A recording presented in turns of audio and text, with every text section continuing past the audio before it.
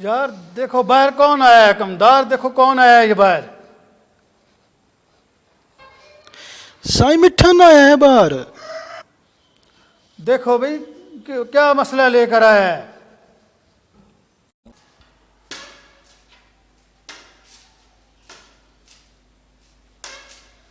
सलाम साईं, आज मेरे घर में खुशी का दिन है साईं। मेरा बेटा पास हुआ है साईं, वो शहर में पढ़ने जाएगा। सलाम साईं। सलाम साईं, ये मैं मिठाई लाया हूँ। किस बात की? साईं मेरा बेटा पास हुआ है तो वो शहर में पढ़ने जाएगा साईं, उसका दाखिला करा दे साईं। कमजाद भी पढ़ने लगे हैं इस गोठ में। साईं देखें, आपके बच्चे तो वलायत में पढ़ते हैं साईं, हमारे बेटे को भी दाखिल करा दो। नहीं। साईं मुंह मीठा करो साईं, मेरे बेटे को दाखिल करा दो। नहीं खाता मैं, दफा हो जाओ।